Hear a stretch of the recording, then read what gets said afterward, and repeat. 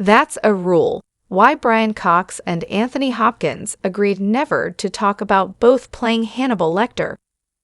Brian Cox reveals that he and Anthony Hopkins agreed not to talk about their Hannibal Lecter portrayals in Manhunter, 1986, and The Silence of the Lambs, 1991, respectively. Based on the Thomas Harris novels, Hannibal's first movie appearance was in Michael Mann's Manhunter, which follows FBI profiler Will Graham, William Peterson, as he consults with Lecter to apprehend a killer dubbed the Tooth Fairy. Jonathan Demme's Silence of the Lambs features a similar setup, with Jodie Foster's Claire Starling working with Lecter to catch serial killer Jane Gum, Ted Levine. During a recent interview with Star, in which he looks back at his decades-long career, Cox reflects on playing Hannibal in Manhunter only a few years before Hopkins would take on the same role in The Silence of the Lambs to much greater acclaim. The actor says that Hopkins played the character brilliantly, but reveals that he had to be careful about how he saw the movie in theaters out of fear of what people would think. Well, it's a different character. I mean, it's like playing Hamlet. Everybody's going to have their own Hamlet.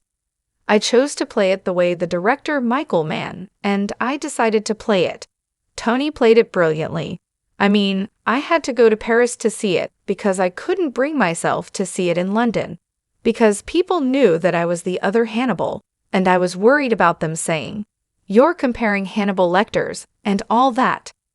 But we played it the way we played it. Tony decided to take it down another route.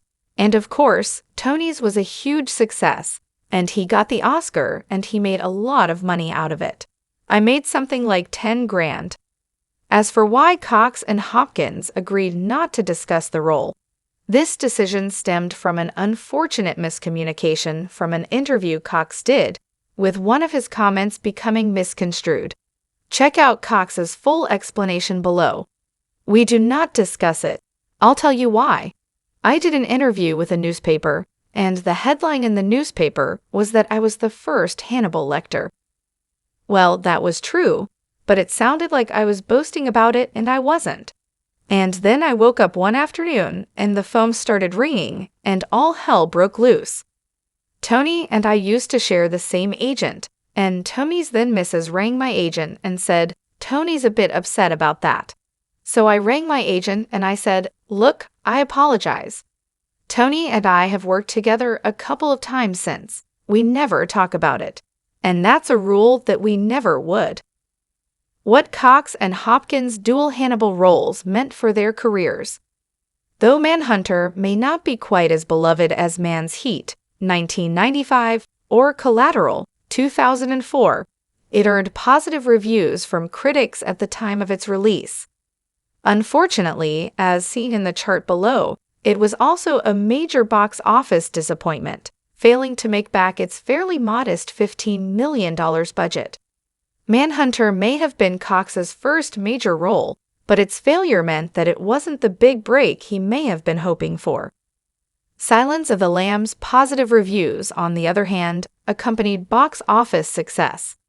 The film was nominated for a total of 7 Oscars and won 5, including Best Picture, Best Actor, Best Actress, Best Director, and Best Original Screenplay.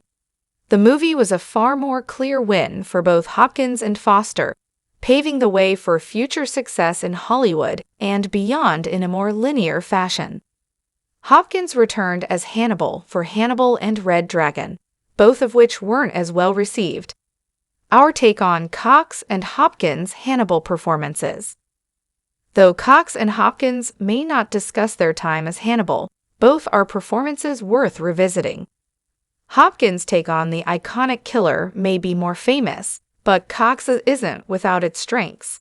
Cox's, in many ways, feels like a realistic take on what a cannibalistic serial killer might be like, while Hopkins plays the character with more theatricality. Plus, Mann's directing and the synth-heavy score gives Manhunter a totally different and more stylish atmosphere to Silence of the Lambs.